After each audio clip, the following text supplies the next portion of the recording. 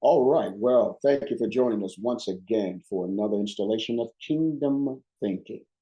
You will be about what you think about. So, we're going to start a brand new series today, and that is on the ministry of reconciliation. We're going to start off talking about the God of reconciliation. So, we got a good one here. You know, when we think about the heart of God, the very heartbeat of God, we find that from Eden to Calvary, God has always been the one moving first.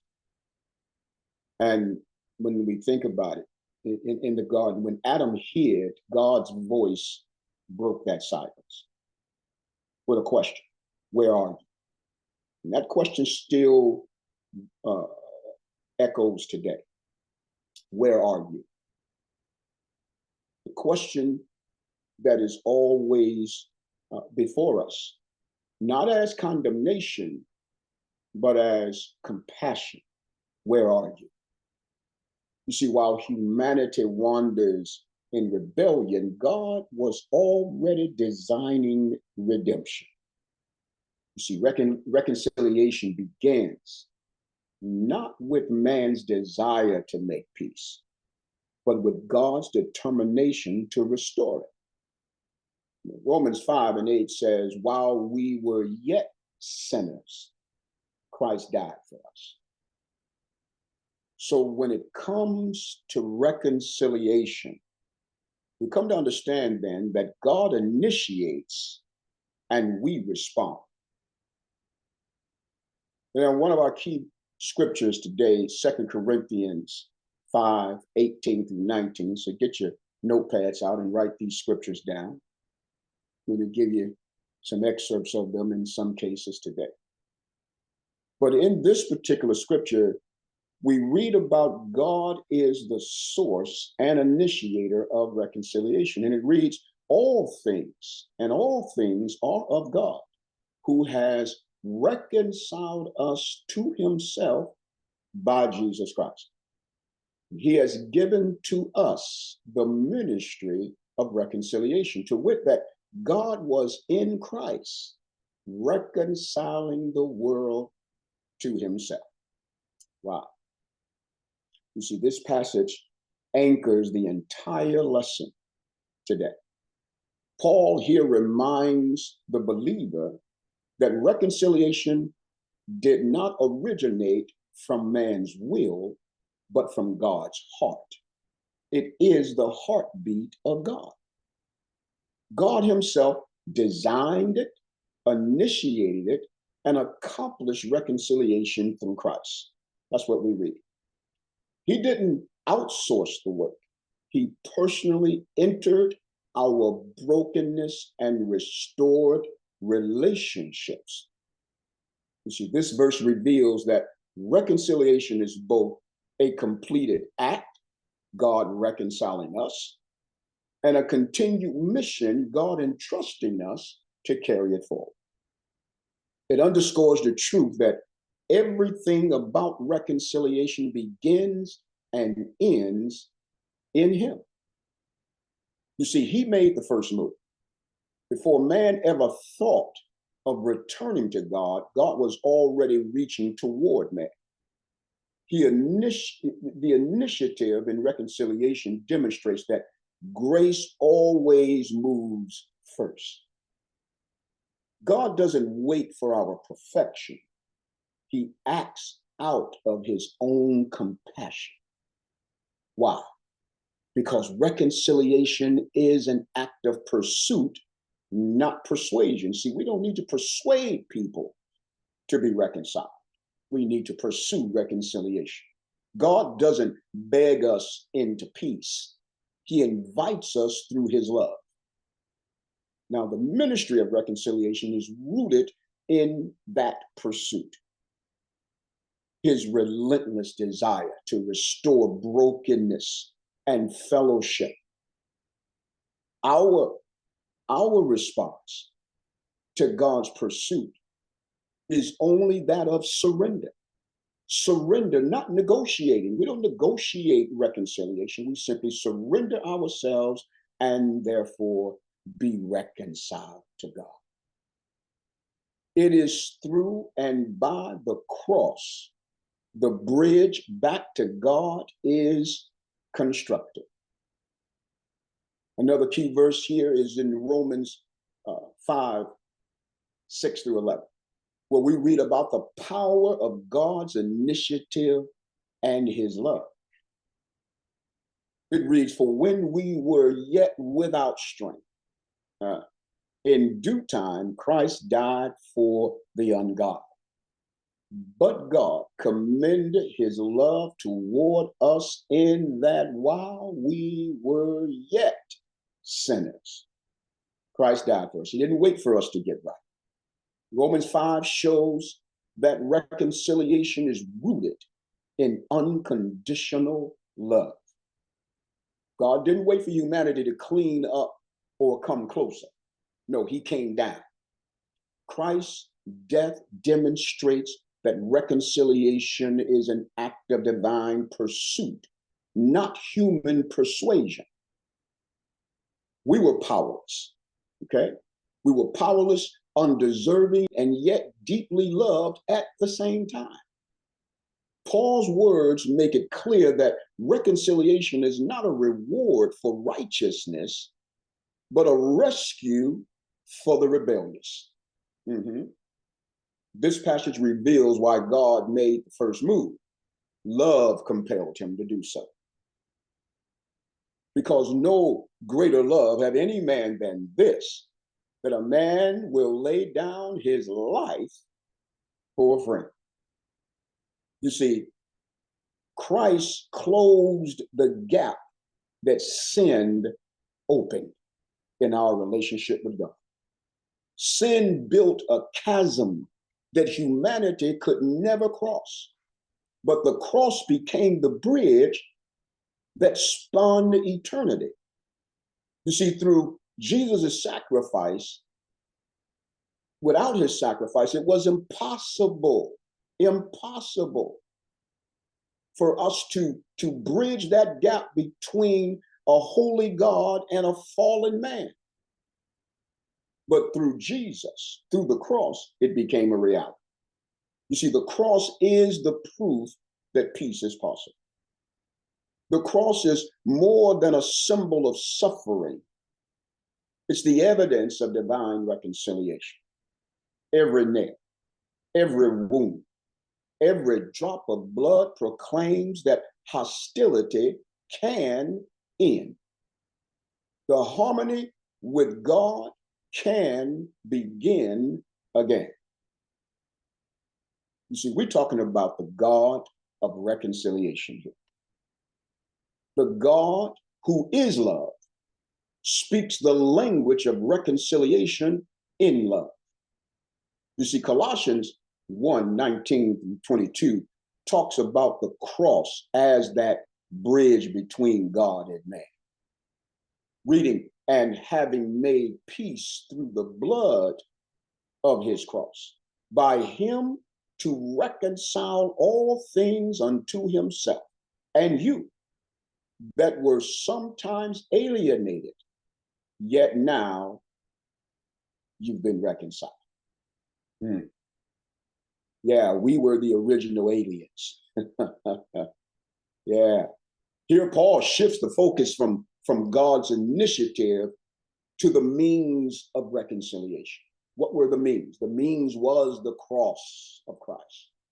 Peace was purchased through the blood of the cross, bridging that vast divide that was caused by sin. Christ's sacrifice didn't just bring forgiveness, it restored fellowship, and it transformed enemies into sons. We were once enemies of the cross, and we're now sons and daughters of that same God.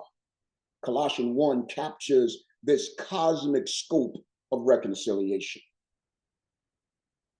It isn't limited to personal salvation, but extends to all things, as it says here, all things in heaven and earth, Through the cross, God's love reaches across every separation to create lasting peace. So now we see why the peacemaker is blessed. So scriptures declare, blessed are the peacemakers, right? Because every step toward peace reflects God's heart. Love is the only language heaven speaks fluently. When we choose to forgive, to have compassion, or to show humility, we are speaking the dialect of divine reconciliation.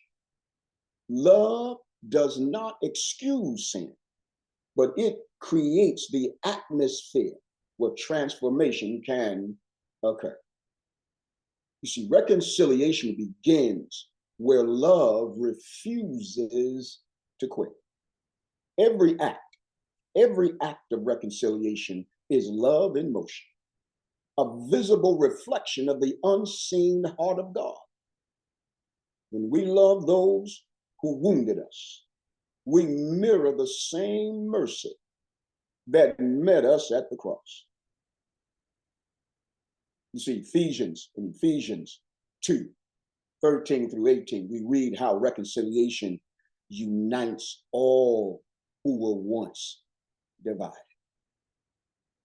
As scripture reads, but now in Christ Jesus, you who were sometimes were far off are made nigh by the blood of Christ. For he is our peace, who have made both one and have broken down the middle wall of partition between us. Help us today, Lord. This passage reveals the fruit of reconciliation. When it's properly applied and received, unity is the result. You see, through Christ, God not only reconciles individuals to himself, but also reconciles people to one another. The middle wall of partition, if you will. This representing hostilities and divisions and prejudice was torn down at the cross. You see, Christ became our peace, creating one new family out of former enemies. When Paul writes that Christ is our peace, he's describing more than an emotion. He's revealing a new creation, a spiritual community. You see, in his body, Christ absorbed all of the hostilities of sin that divided Jews from Gentiles, man from woman, and sinner from God. At the cross, he didn't just reconcile individuals, he birthed a new kingdom of people, those who live under the banner of grace instead of guilt. You see, this scripture illustrates that reconciliation is both vertical, up to God, and horizontal to one another. Vertically, the blood of Jesus restores peace between humanity and God. You see, we can now come boldly, as the scripture says, before the throne of grace, before the Father, without shame or separation. Horizontally, the same peace that flows outward, healing the divisions between people, is the same flow that goes upward to God that hears our prayer. The same cross that points upward toward heaven also stretches outward toward humanity. Reconciliation is incomplete if it stops at forgiveness with God, but fails to produce forgiveness among men. I'm going to say that again. Reconciliation is incomplete. It is undone if it stops at you just being forgiven by God, but fail to forgive those that have wronged you. You know, the Lord's Prayer says, there's a clause in the Lord's Prayer. Forgive us our debts as we forgive our debtors. Is that right? Ain't that word? See, we've got to examine ourselves to make sure we are in the faith. You see, it's God's design for restored community, not just restored relationship with Him. God's vision extends beyond individual salvation. He desires a redeemed society that reflects heaven's harmony on earth. Let your will be done on earth as it is in heaven. Ain't that what it said? The church is meant to be a living model of reconciliation, a community where love triumphs over prejudice, mercy over judgment, and unity over division. When believers lived reconciled to one another, the world witnesses the reality of the gospel. You see, reconciliation, therefore, is not a private moment. It's a public movement shaping how we live, how we love, and how we lead together as one new family in Christ. Wow. Let us pray. Father, we want to thank you for taking the first step toward us. We want to thank you for loving us when we were lost and for building the bridge back to your heart. Help us to respond quickly when you call us, to extend your peace to others, and to walk daily in the language of love. In Jesus' name, amen. Listen, dear hearts, this week going forward, try and identify one area where you sense God's calling in your life to restore peace, whether it's with Him, with yourself, or with another person. And take one practical step toward reconciliation in that regard and see how God moves in your life. Because remember this, reconciliation begins where surrender starts. Not my will, but let your will be done in me. Amen. All right, dear heart, that's all I got for you today. Well, we're going to continue in this mode of reconciliation next week. Join us for the message and ministry. Go to equipministriesincorporated.org, click on join now, and we're going to see you next week. All right.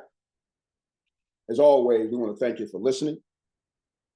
Go to our Kingdom Thinking 412 and please support us by commenting and letting us know how the lesson blessed you. I know you listened to it today, but just go on the YouTube page and just comment on there so we can know how the Lord is moving and blessing and growing you through the word in Jesus' name. All right, do that for us. And as always, may the knowledge, wisdom, and understanding of the kingdom dwell with you all the days of your life. You have a wonderful rest of your Sunday. God bless you.